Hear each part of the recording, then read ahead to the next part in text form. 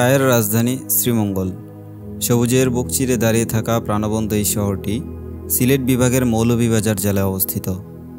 শ্রীমঙ্গলের মোট আয়তনের প্রায় 43% জুড়েই রয়েছে বিস্তৃত এই চা বাগান। দেশের মোট 163টি চা বাগানের মধ্যে এখানে একাই রয়েছে 40টি, আর এই জন্যই এই শহরকে বলা হয় the T capital of Bangladesh.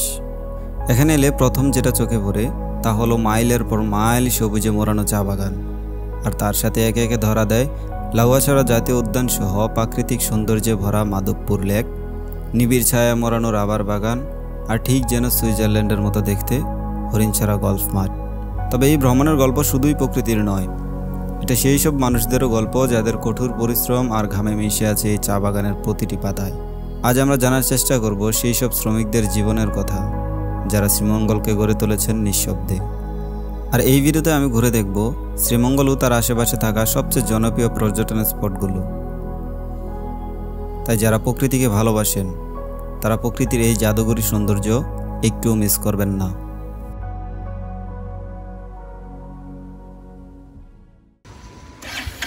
Sreemangal যাত্রায় এবারে আমার সঙ্গী আমার রিসেন্টলি নেওয়া এই রয়্যাল এনফিল্ড বাইকটি। তবে আপনি চাইলে দেশের যে কোনো প্রান্ত থেকে বাস অথবা ট্রেনে করে শ্রীমঙ্গল চলে আসতে পারেন। এই রোডে হানিফ, শ্যামলী এবং জেদ্দা সহ এসি নন এসি অনেক বাসই চলাচল করে। আপনি যদি ঢাকা থেকে নন এসি বাসে করে আসতে চান তাহলে ভাড়া পড়বে জনপ্রতি 550 টাকা, আর যদি ট্রেনে করে আসতে চান তাহলে ভাড়া পড়বে 275 টাকা থেকে শুরু করে শ্রেণীভেদের 990 টাকা পর্যন্ত। শ্রীমঙ্গল এসে বাকি জায়গাগুলো কিভাবে ঘুরবেন তাও থাকবে এই ভিডিওতে।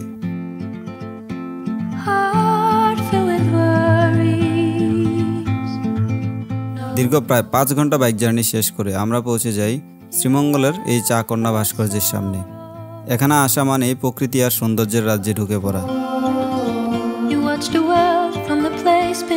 তো আমি হচ্ছে এই টিবিলি রেস্টুরেন্ট থেকে সকালের নাস্তাটা সেরে নিছি, আর এখানে হচ্ছে বিভিন্ন চাঁদের গাড়ি সহ সিএনজি বা টুকটাক যে ঘোরার জন্য যে গাড়িগুলো এখান থেকে পাওয়া যায়।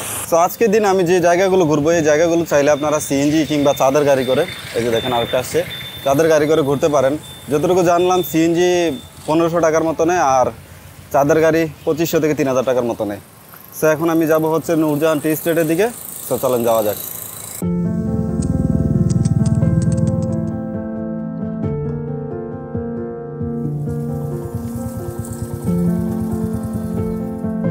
কি সুন্দর জায়গা! এটি হচ্ছে নূরজাহান টি স্টেট। সামনের যে জায়গাটা এটা অনেক বেশি সুন্দর, বাট এখানে প্রবেশ নিষেধ। ওই যে ওইখানে একটা বিলবোর্ড লাগানো আছে, জনসাধারণের প্রবেশ নিষেধ। আমরা যাই শ্রীমঙ্গলের সবচেয়ে বিখ্যাত চা বাগান নূরজাহান টি স্টেটে। এখানে চারদিক জুড়ে শুধুই সবুজ, চায়ের পাতা যেন ঢেউ খেলানো সবুজ সমুদ্র। চা বাগানের সুবাস আর সবুজের গভীরতা এতটাই মুগ্ধ করে মনে হয় যেন স্বপ্নের রাজ্যে হাঁটছি। সুশৃঙ্খল সারিতে দাঁড়িয়ে থাকা গাছগুলো প্রকৃতির আকার নিখুঁত, তার মাঝে লুকিয়ে আছে শত বছরের ইতিহাস। আর শ্রমিকের পরিশ্রমে গড়ে ওঠা এই সৌন্দর্য যেন প্রকৃতির এক নিঃশব্দ কবিতা।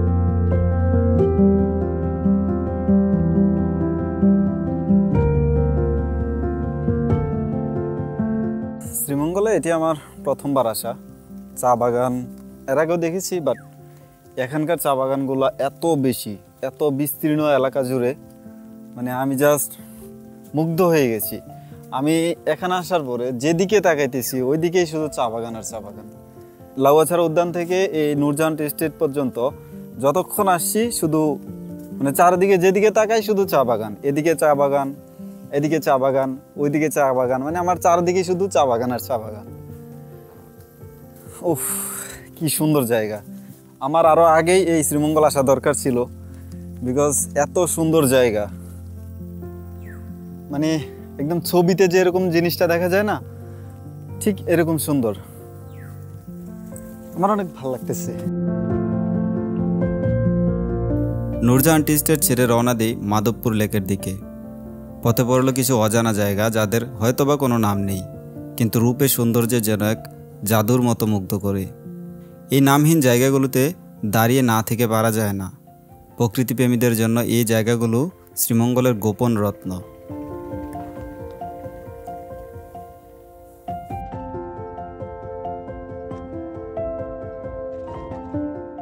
পথে দেখা হয় তাদের সাথে যাদের কষ্টে ভর করে আজকের এই চা বাগানের সৌন্দর্য। হয়তো বাংলাদেশের সবচেয়ে অবহেলিত একটি সম্প্রদায়, রোদ বৃষ্টি ঝড় সব কিছুকে উপেক্ষা করে তাদের এই চা বাগানে কাজ করতে হয়। কিন্তু দিন শেষে যখন পারিশ্রমিক আনতে যায় তখন তাদেরও কত বাহানার মধ্যে দিয়ে যেতে হয়।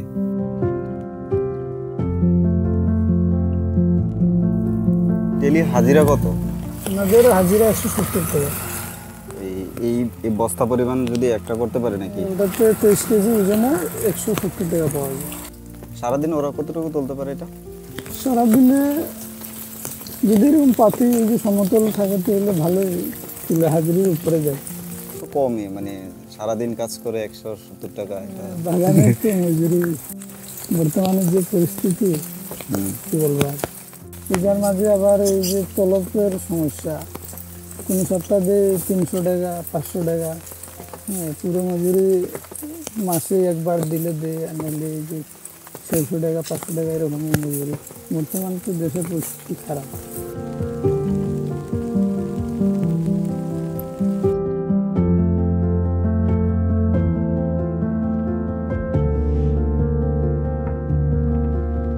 আমি এখন আছি পদ্মছড়া জায়গাটাতে। এখানে আমি আমার দু চোখ যত দূর যাচ্ছে তত দূর শুধু চা বাগানই দেখতে পাচ্ছি। দেখেন, নূরজাহান থেকে মাধবপুর যাওয়ার পথে আমাকে একাধিকবার দাঁড়াতে হয়েছে। প্রত্যেকবারই থেমেছি শুধু এই কারণে যে কারণ প্রকৃতি আমায় দাঁড় করিয়ে দিয়েছে। চা বাগান এখানে শুধু চোখের আরাম নয়, এক আত্মিক প্রশান্তি। পাতায় পাতায় জমানো শিশির বিন্দু, দিগন্ত জোড়া সবুজের রাজত্ব। শ্রীমঙ্গল আসল সৌন্দর্য ধরা দেয় এই চলার পথেই।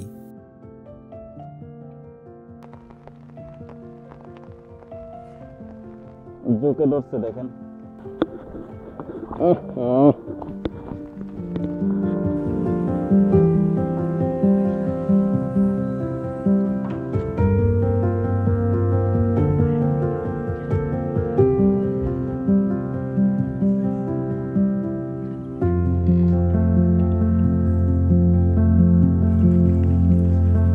অবশেষে পৌঁছে যাই মাধবপুর লেকে। আমার ঠিক পিছনে এই যে লেকটাকে দেখতে পাচ্ছেন, এটি মূলত মাধবপুর লেক। এটি প্রাকৃতিক নয়, এটিকে কৃত্রিমভাবে তৈরি করা হয়েছে।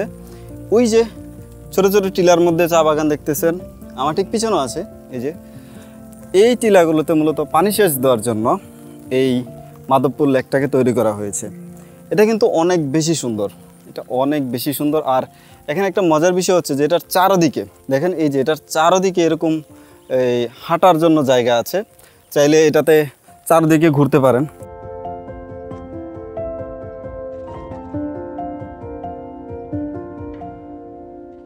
এজন্য সবুজ পাহাড়ের কোলে লুকানো এক স্বপ্নীল জলরাশি। লেকটি চা বাগানের মাঝখানে, এ যেন নিঃশব্দ জাদু।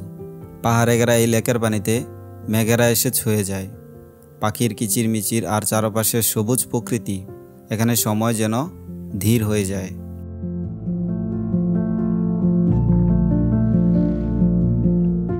এখন আছি হচ্ছে এই লেকের পাশে যে টিলা, এই টিলার উপর থেকে মাধবপুর লেকের অনেক সুন্দর একটা ভিউ দেখা যাচ্ছে, অনেক সুন্দর। আমি মনে করি যে নিচ দিয়ে হাঁটার চেয়ে একটু টিলা দিয়ে উপরে কষ্ট করে উঠলে অনেক সুন্দর একটা ফিল পাবেন। সো অবশ্যই টিলার উপরে উঠবেন।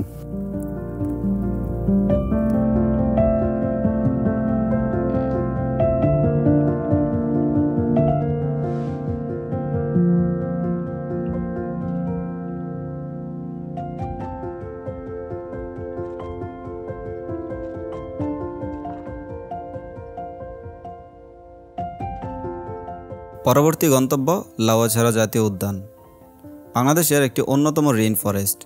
শ্রীমঙ্গল থেকে যার দূরত্ব প্রায় 8 কিলোমিটার দূরে। এই হচ্ছে লাউয়াছড়া জাতীয় উদ্যানের ভিতরের অংশ। এখানে ঢুকতে প্রবেশ মূল্য 115 টাকা এবং বাইকের চার্জ সহ প্রায় 150 টাকা টিকিটের মূল্য রাখছে। মানে যেটা আমার কাছে মনে হচ্ছে যে অনেক অনেক বেশি। মানে 150 টাকা একটা উদ্যান ঘোরার জন্য, এটা আমার কাছে অনেক বেশি লেগেছে। লাউয়াছড়া এই বন ছড়িয়ে রয়েছে বিস্তীর্ণ মৌলভীবাজারের 2 উপজেলা শ্রীমঙ্গল ও কমলগঞ্জ এরিয়া জুড়ে।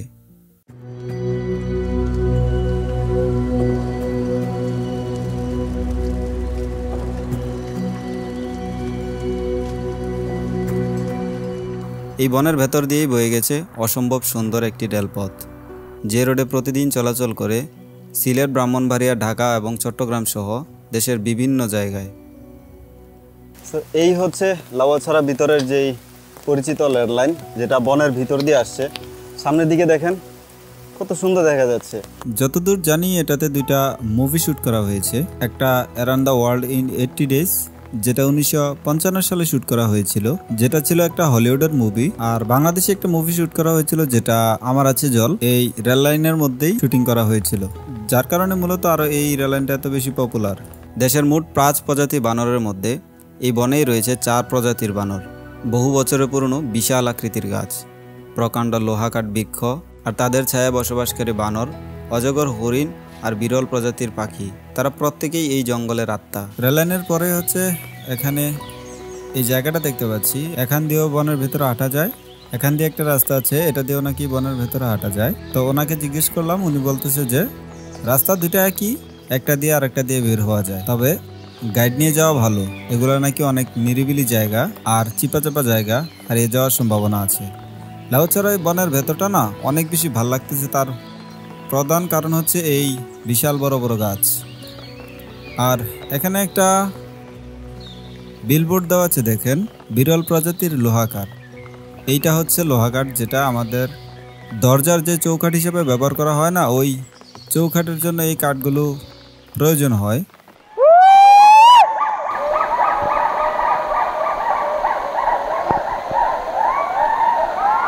হঠাৎ ঘন জঙ্গলের মাঝে শুনতে পেলাম উল্লুকের ডাক। আমার তো ভয় লেগে গেছে একদম। আমার যদিও খাসিয়াপল্লিতে যাওয়ার খুব ইচ্ছা ছিল, কিন্তু এখানে কি যেন অনেকগুলো প্রাণী একসাথে চিল্লাচিল্লি করতেছে, আমার আসলে অনেক বেশি ভয় লেগে গেছে। আমার যদিও খাসিয়াপল্লিতে যাওয়ার অনেক বেশি ইচ্ছা ছিল, তবে আপনারা চাইলে এই জায়গাগুলো ঘুরে যেতে পারেন। আমার একটু ভয় লেগে গেছে, এই কারণে আমি যেতেছি না, তো আপনারা চাইলে যেতে পারেন।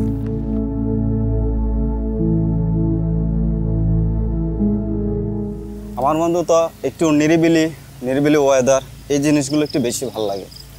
এই যে রাবার বাগানের ওয়েদার বা রাবার বাগানের যে একটা পরিবেশ, চারদিকে শুধু সবুজের সমারোহ, এত সুন্দর একটা পরিবেশ, ইটস রিয়েলি অ্যামেজিং। অ্যান্ড আপনারা চাইলে এই রাবার বাগানটা ঘুরে যেতে পারেন, অসম্ভব সুন্দর। এবং রাবারের প্রসেসটাও আপনারা দেখতে পারেন, রাবার কীভাবে সংগ্রহ করা হয় এই জিনিসটা দেখতে পারেন। এই যে গাছটাকে এভাবে কাইটা ছিলাই দিয়া এখানে একটা নল দিছে আর নিচে একটা বাটি দিছে, এই হচ্ছে রাবারের প্রসেসিং। আপনারা যদি এটা দেখতে চান তাহলে রাবার বাগান আসতে পারেন, বাট এটা না দেখলেও রাবার বাগানটা ঘুরে যেতে পারেন। এটার পরিবেশটা অনেক বেশি সুন্দর। আর বরাবরের মতো বৃষ্টি পড়তেছে, বাগানটাও একটু অন্ধকার হয়ে আছে, এটা আরও বেশি সুন্দর লাগতেছে। শ্রীমঙ্গলে এসে আমি ফেসবুকে দুটি ছবি আপলোড করি, সেখানে আমার বন্ধু একটি কমেন্ট করে, যার রিপ্লে শ্রীমঙ্গলের একটি ভাই কমেন্ট করে, অবশ্যই রং চা খাবেন, আমাদের এখানের রং চা অনেক ভালো হয়, আর খেতে হবে চাচির দোকানে। দেন আমি চলে আসি এই চাচির দোকানের রং চা খেতে, আর এই চাটি আসলেই টেস্ট ছিল। চাচির হাতের লাল চা খেয়ে চলে আসি লাল টিলা দেখতে, কিন্তু এখানে এসে পড়ে যাই বিপদে।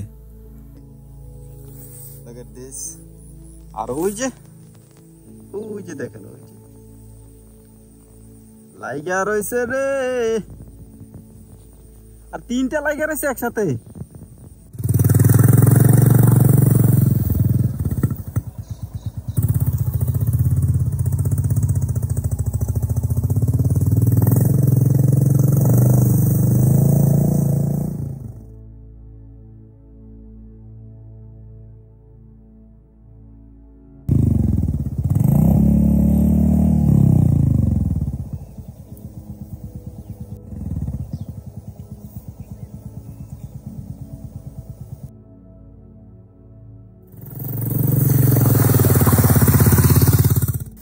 এখান দিয়ে ওটা আসা সম্ভব না, অনেক চেষ্টা করলাম, অনেক খাড়া আর পিছলা। সো অনেকক্ষণ চেষ্টা করার পরও বাইক নিয়ে আর সামনের দিকে যাইতে পারলাম না। আর ওই যে ওখানে নাকি লালটিলা, একজন বলল যে সর্বোচ্চ 10 মিনিট লাগবে, কিন্তু উনি বলতেছে যে এখানে বাইক রাখাটা আসলে আদৌ সেফ না। সো যার কারণে আমি আর সামনের দিকে আগাবো না। তবে আমার কাছে যেহেতু যন্ত্র আছে, প্যারা নাই, লাল পাহাড় দেখে আসেন।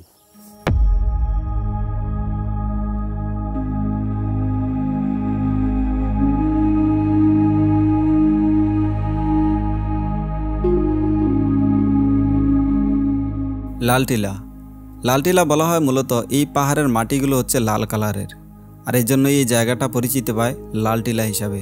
তবে এটি শ্রীমঙ্গলের খুবই জনপ্রিয় একটি জায়গা। শ্রীমঙ্গলের পুরোটাই তো চা বাগান, তবে কিছু কিছু ভিন্ন জিনিস উপভোগ করতে হলে ভিন্ন ভিন্ন জায়গায়ও যেতে হয়।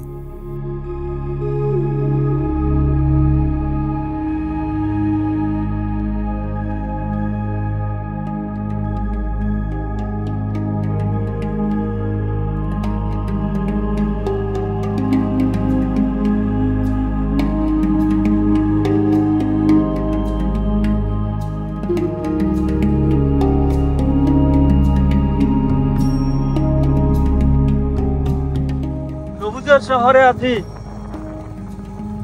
সবুজ শহরের ভিতর দিয়ে এখন হরিণছড়ার দিকে যাচ্ছি। যেদিকে তাকাই ওইদিকেই শুধু চা বাগান, ওইদিকেই শুধু সবুজ। দেখেন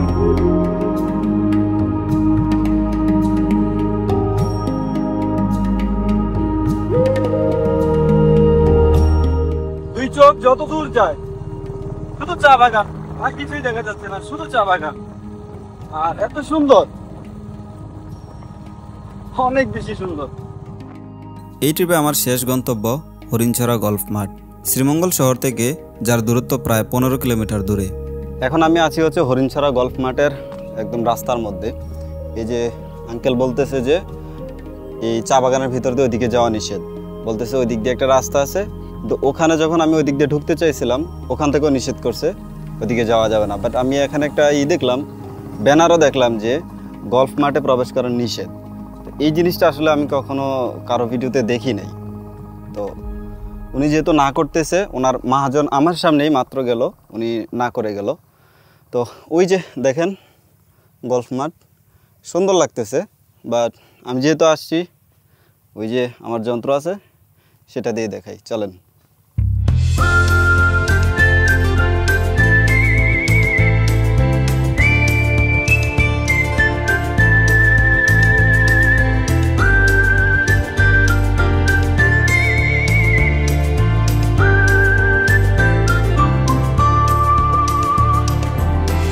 গল্ফ মাঠের মাঝেই দাঁড়িয়ে থাকা একটি সুন্দর গাছ, যার ছায়ায় বসে থাকা যায় নিরিবিলি, একাকিত্বে প্রকৃতির সাথে নিজের গভীর কথোপকথনের জন্য।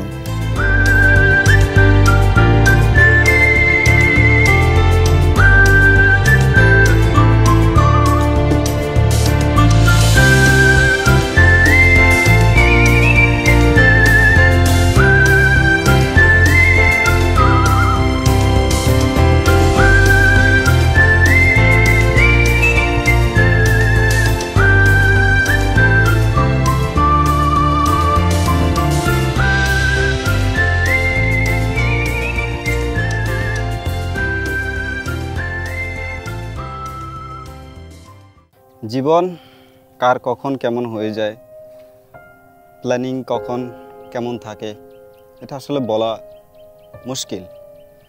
আমার সাথে যে মানান ভাই আসছিল, উনি এই ট্রিপটাতে আসার জন্য মোটামুটি বলতে পারেন আজকে 3-4 বছর ধরে উনি আমার সাথে আসার জন্য একটা প্ল্যান করতেছিল। উনি একজন প্রবাস থেকে আমাকে বারবার নক করতেছিল। তো যাই হোক, দেশে আসছে, অনেক অনেক অনেক অনেক প্ল্যান করার পরে শ্রীমঙ্গল আসছি। এখন আসার পরে ওনার বাবা হঠাৎ করে অসুস্থ হয়ে গেছে। ওনার বাবার হার্টে রিং পরানো ছিল, সো যার কারণে বাসা থেকে ওনাকে কল দিছে। উনি বলতেছে যে হার্টে রিং পরানো কখন কি হয়ে যায়, উনি এই মুহূর্তে এখানে থাকলে আসলে বিষয়টা কেমন দেখায়। তখন এটা আসলে একটা জিনিস যে বাবা, এই জিনিসটা মানে অসুস্থ মানে বুঝতেছেন কি ঘোরাঘুরি আর কি বাকি। তো আমি আসলে আর কিছু বলি নাই। ভাই চলে যেতে চাইছে, অবভিয়াসলি যাইতে হবে, যেহেতু বাবা অসুস্থ। উনি একাই চলে গেছে। আমার আসলে যাওয়া সম্ভব হয় নাই, কারণ সারাদিন রাইড করে এসে বিকেলবেলা আসছিলাম, রুমও নিতে পারি নাই। তার মধ্যে বাসা থেকে ওনার ফোন আসছে যে চলে যেতে হবে। তো এই জন্য আমি ভাবলাম যে ভাই, আপনি যেহেতু ট্রেনের অপশন আছে, ট্রেনে গেলে মাত্র 2.5 থেকে 3 ঘন্টা সময় লাগে, তো উনি চলে গেছে। আর আমি হচ্ছে এই ঘুরে ঘুরে একলা ঘুরে ঘুরে দেখলাম। হয়তো উনি থাকলে ভিডিওগুলো আরও বেশি সুন্দর হতো, বাট যতটুকু আমার পক্ষে সম্ভব হয়েছে দেখিয়েছি। সো এই ছিল আমার শ্রীমঙ্গলের ভিডিও। আরও ঘোরাঘুরি করার অনেক ইচ্ছা ছিল, ওয়াটারফলসে যাওয়ার কথা ছিল এবং একটা লাসুবন গিরিঘাট যেটা আছে ওখানেও যাওয়ার কথা ছিল যদি উনি থাকতো। অ্যান্ড ওনার এই ঘটনাটার পরে আমি আমার বাসার 2 বড় ভাইকে ফোন দিয়েছিলাম, ওনারাও ব্যস্ততার কারণে আসলে আসতে পারেনি।